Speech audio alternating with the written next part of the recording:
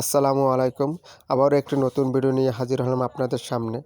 আজকে এই ভিডিওতে দেখতে পারবেন খেসারি ডালের জার্মিনেশন সহ বা অঙ্কুরোদ্গম সহ কীভাবে এটা বপন ও রোপণ করবেন। এর মাধ্যমে খেসারি আপনি উৎপাদন কিভাবে কি করবেন তার সম্পূর্ণ ভিডিওটা এটার মাধ্যমে দেখতে পাবেন। আমরা যারা অঙ্কুরোদ্গম বা জার্মিনেশন করতে বুঝি না, কীভাবে করতে হবে তার মাধ্যমে এটা হবে। প্রথমে আমি এখানে আমি একটি বাড়ি খেসারি 3 সরকারি প্রণোদনার একটি বীজ সংগ্রহ করি। তার মাধ্যমে আমি কিছু বীজ ঢেলে নিই। ঢেলে নেওয়ার পর এই বীজগুলো পরিষ্কার পানি দিয়ে ধুয়ে নিতে হয়। প্রথমে ধুয়ে নেওয়ার পর এর গায়ে যদি জীবাণু থাকে জীবাণুমুক্ত করতে হবে। এছাড়াও আপনি জীবাণুমুক্ত করতে পারেন বিভিন্ন জীবাণুনাশক ওষুধ দিয়ে, অটেস্টিন, ছত্রাকনাশক অথবা অন্য যে জীবাণুনাশক আছে আপনি ওইগুলো দিয়ে আপনি জীবাণুমুক্ত করতে পারেন। জীবাণুমুক্ত করার পর এটি পানিতে ভিজিয়ে 12 ঘন্টা ভিজিয়ে রাখতে হবে। 12 ঘন্টা ভিজিয়ে রাখার পর এটি ভালোভাবে ভিজাতে হবে যাতে এটি ফুলে। 12 থেকে 13 ঘন্টা ভিজিয়ে রাখার পর আপনি ভালোভাবে ভিজানোর পর এটি ভালোভাবে সেঁকে নিতে হবে যাতে বেশি পরিমাণ পানি না থাকে।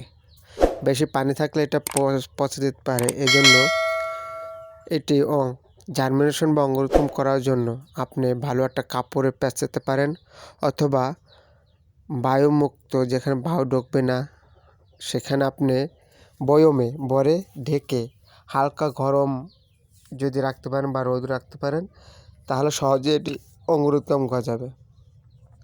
অঙ্কুরোদ্গম গজানোর পর আপনি জমিতে বপন করেন।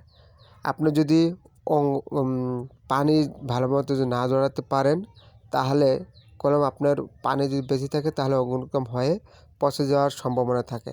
এই জন্য মনে রাখবেন যে পানিটা যেন ভালোভাবে ঝরে পড়ার পর আপনি কাপড়ে পেঁচান বা বয়মে ভরেন, তারপর আপনি কাজ করবেন।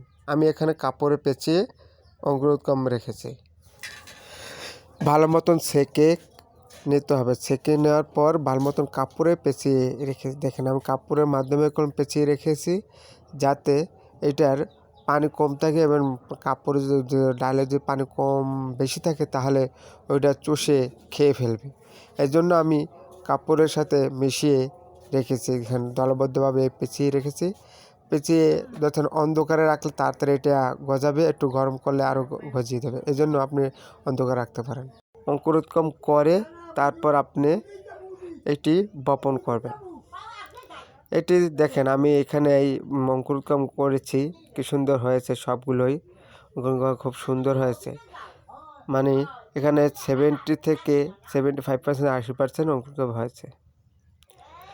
এরপর আপনি এইগুলো জমিতে আপনি ধানের ভিতরেও বপন করতে পারেন। এছাড়াও জমি তৈরি করে সেখানে সার দিয়ে বিভিন্ন রকমের সার ব্যবহার করে কুপিয়ে চাষাবাদ করে ওটা করতে পারেন। এতে ফলন বেশি আসবে।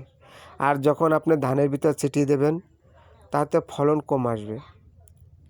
এর মাধ্যমে আপনি খেসারি ডাল, বিশেষ করে রবি মৌসুমে এই খেসারি ডাল উৎপাদন করার খুব মৌসুম।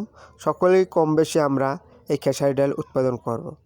এতে আমাদের যেবেল পুষ্টির ঘাটতি কম হবে, এমনিতেই আবার পশু পাখির খাদ্য হিসাবে এটি ব্যবহার করা যেতে পারে। আর যে জমিতে এই ফসলটা করা হবে পরবর্তীতে ওই জমিতে যে ফসলই করুক না কেন সারের পরিমাণ কম লাগবে। ধন্যবাদ। আমার যদি ভিডিওটি ভালো লেগে থাকে তাহলে আমার পাশে থাকবেন এবং আমার চ্যানেলটি সাবস্ক্রাইব করবেন। আসসালামু আলাইকুম।